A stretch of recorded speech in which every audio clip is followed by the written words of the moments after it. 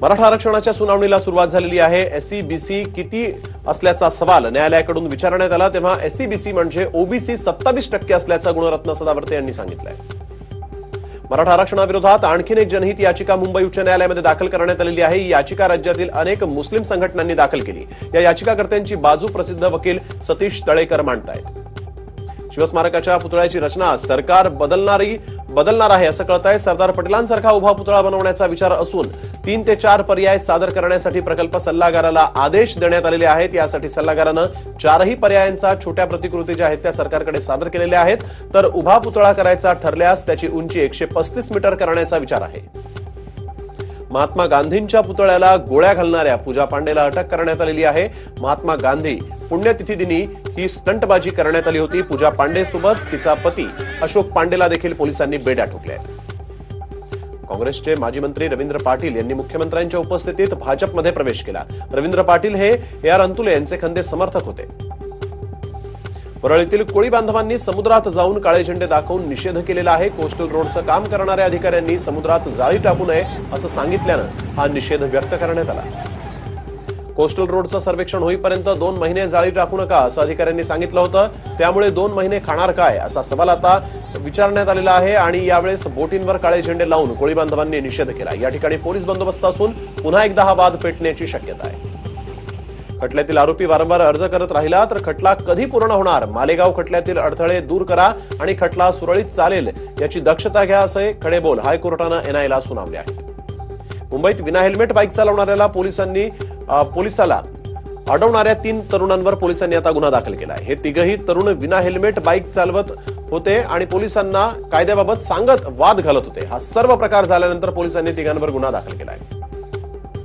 पुण्यामध्ये उद्या संपूर्ण शहराचा पाणी पुरवठा दिवसभर बंद राहणार आहे। जलकेंद्रांच्या देखभाल दुरुस्तीसाठी हा पाणी पुरवठा बंद राहणार आहे। तर शुक्रवारी उशिरा आणि कमी दाबानं पाणी पुरवठा या ठिकाणी होणार आहे अशी माहिती पालिकेच्या पाणी पुरवठा विभागानं दिली आहे। पुणतांब्यातील शेतकरी कन्यांचा अन्नत्याग आंदोलनाचा 3रा दिवस आहे। मात्र अद्यापही प्रशासनानं या आंदोलनाची दखल काही घेतलेली नाहीये। शेतकरी कन्यांच्या या आंदोलनाला पुणतांबा गावकऱ्यांनीही गाव बंद ठेवत पाठिंबा दिलाय। शाळकरी मुलं आणि ग्रामस्थ आता आंदोलनाच्या स्थळी दाखल झालेले आहेत आणि आंदोलनाला आपला पाठिंबा देत आहेत। मुलानं आत्महत्या केल्याचं पाहून आईचा हृदयविकाराच्या धक्क्यानं मृत्यू झाल्याची दुर्दैवी घटना पिंपरी चिंचवडमध्ये घडली। तन्मय दासगुप्ता हा मानसिक रुग्ण होता। गळफास घेऊन त्यानं आत्महत्या केल्याचं पाहून हृदयविकाराच्या तीव्र झटक्यानं त्याच्या आईचा देखील या ठिकाणी मृत्यू झाला। गेल्या 2 महिन्यांपासून औषध घेणं तन्मय दासगुप्तानं बंद केलं होतं। त्यामुळे त्याची आई शुक्ला दासगुप्ता त्याला डॉक्टरकडे घेऊन गेल्या होत्या। मात्र डॉक्टरांच्या भीतीनं तो पळून आला आणि रात्री घरी आल्यानंतर त्यानं पंख्याला गळफास घेतला। हा सगळा प्रकार पाहिल्यानंतर आईचा देखील हृदयविकाराच्या तीव्र झटक्यानं मृत्यू झाला। घरगुती भांडणातून पत्नीनं विष पिऊन आत्महत्या केली आहे। चिपळूण तालुक्यातील रामपूर गावामध्ये ही धक्कादायक घटना घडली। श्रेया रावणारने असं या मृत पत्नीचं नाव आहे। औरंगाबादमध्ये लिपिकाच्या त्रासाला कंटाळून अल्पवयीन मुलीनं आत्महत्या केली। लिपिकाकडून क्लिप व्हायरल करण्याची धमकी दिली जात होती, त्यामुळे मुलीनं गळफास घेऊन आत्महत्या केलेली आहे। संजय घुगरे असं या आरोपीचं नाव आहे। औरंगाबाद शहरात अवैध लिंगदान आणि गर्भपाताचं रॅकेट समोर आलं। या प्रकरणी आतापर्यंत पोलिसांनी 9 आरोपींना अटक केली आहे। आरोपी वर्षा राजपूत यांच्या रुग्णालयावर छापा टाकल्यानंतर हा प्रकार समोर आला। विमल माता बाल रुग्णालयात गर्भात केलेल्या मुलींच्या अवयवाची विल्हेवाट लावण्यासाठी चक्क एका चेंबर आणि गटाराचा वापर केल्याची धक्कादायक माहिती समोर आली आहे। अहमदनगर जिल्ह्यातील श्रीरामपूर तालुक्यामध्ये ट्रॅक्टरच्या धडकेत ऊसतोड कामगारांच्या 3 वर्षीय मुलाचा दुर्दैवी अंत झाला। या अपघातानंतर संतप्त झालेल्या कामगारांनी ट्रॅक्टर चालकाला बेदम मारहाण केली। संतप्त कामगारांनी केलेल्या मारहाणीमध्ये चालक अक्षय थोरात याचा देखील मृत्यू झाला। बेलापूर पोलिसांनी घटनेची माहिती त्यांना मिळताच या घटनास्थळी धाव घेतली। ऊसतोड मजुरांवर गुन्हा दाखल करून दोघांना ताब्यात घेण्यात आलाय। मुरबाड तालुक्यातील शेतकऱ्याच्या जनावराच्या गोठ्याला आग लागलेली आहे। या आगीमध्ये हा गोठा पूर्णपणे जळून खाक झाला, तर गोठ्यामध्ये असणाऱ्या 2 म्हशींचा देखील होरपळून मृत्यू झाला। पूर्ववैमनस्यातून कोणीतरी जाणून बुजून ही आग लावल्याचा संशय शेतकरी गणेश राऊत यांनी व्यक्त केलेला आहे। उपासमारीची वेळ आता माझ्यावर आली आहे, त्यामुळे तहसील कार्यालयानं या घटनेची गंभीर दखल घ्यावी अशी मागणी देखील त्यानं केली आहे। बुलढाण्याच्या मोताळ्याकडे जाणाऱ्या वाहनातून पोलिसांनी 3 लाखांचा गुटखा पकडलेला आहे. तर याच वेळेस सय्यद सौदागर यांच्या घरामध्ये 64 गुटख्यांच्या गोण्या आढळून आलेल्या आहेत. मुद्देमालाची अंदाजे किंमत 12 लाख रुपयांच्या वर असून हा गुटखा स्थानिक गुन्हे शाखा पथकानं पकडलाय. त्यामुळे अवैध गुटखा विक्री करणाऱ्यांचे धाबे दणाणलेत. उल्हासनगरमध्ये मेमसाब इमारतीचा स्लॅब कोसळून 3घांचा मृत्यू झाला होता. ही घटना ताजी असतानाच आता कॅम्प नंबर 2च्या आशीर्वाद इमारतीचा दुसऱ्या मजल्यावरचा स्लॅब कोसळल्याची घटना समोर आली.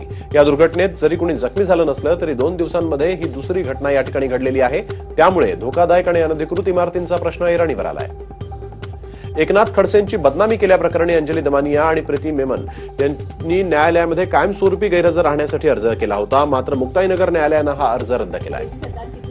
बदनामी केल्याप्रकरणी दमानिया आणि प्रीती मेमन विरोधात फौजदारी गुन्हा दाखल केला होता. तर राज्यभरामध्ये 27 न्यायालयांमध्ये या प्रकरणी खटले दाखल करण्यात आले होते. मुंबई पालिकेनं 100 थकबाकीदारांची यादी तयार केलेली आहे. तयार केलेल्या यादीनुसार 705 कोटींची थकबाकी अजूनही शिल्लक आहे. त्यामुळे मालमत्ता कर भरण्यास टाळाटाळ करणाऱ्यांना आता चपराक बसणार आहे. जकात करातून मुंबई पालिकेला दरवर्षी तब्बल 7,500 कोटी रुपये महसूल मिळत होता. मात्र 1 जुलै 2017 मध्ये वस्तू आणि सेवा कर लागू झाला. या नुकसान भरपाई पोटी पालिकेला अनुदान मिळत आहे. त्यामुळे आता पालिकेला मालमत्ता कर वसुली जी आहे ती गरजेची झाली आहे. पालघर मुंबई अहमदाबाद राष्ट्रीय महामार्गावर गुलजारी पुलाजवळ गॅस टँकरचा अपघात झाला. गॅस टँकरचा टायर फुटल्यामुळे समोरून येणाऱ्या बाईकला धडक बसली आणि या अपघातात 3 जण जखमी झाले आहेत. जखमींवर कासा उपजिल्हा रुग्णालयात उपचार सुरू आहेत. माघी गणेशोत्सवानिमित्त सिद्धिविनायक मंदिरामध्ये युवासेना प्रमुख आदित्य ठाकरेंच्या हस्ते LED प्रकाश योजनेचं लोकार्पण करण्यात आलं. यावेळेस सिद्धिविनायक मंदिर रंगीबिरंगी दिव्यांनी लखलखून गेलं होतं. अखेर 7व्या दिवशी मुख्यमंत्र्यांसोबतच्या 7 तासांच्या दीर्घ चर्चेनंतर ज्येष्ठ समाजसेवक अण्णा हजारे यांनी उपोषण मागे घेतलं. लोकपाल, लोकायुक्त आणि शेतमालाला योग्य दराबाबत ठोस लिखित आश्वासन मिळाल्यावरच अण्णांनी हे उपोषण सोडण्याचा निर्णय घेतलेला. अण्णांच्या मागण्या मान्य करण्याचं ठोस आश्वासन मुख्यमंत्र्यांनी दिल्यानंतर अण्णांनी उपोषण सोडलं. त्यावेळेस अण्णांच्या डोळ्यात पाणी तरळलं होतं. बोलतानाही त्यांना गही भरून येत होतं. गावातील वयोवृद्ध 82 वर्षीय तुलाबाई पठारे आणि मुख्यमंत्री देवेंद्र फडणवीस यांच्या हस्ते लिंबू सरबत घेऊन अण्णांनी उपोषण सोडलंय. यावेळेस तुलाबाई पठारे यांनी मुख्यमंत्र्यांना एक गुलाब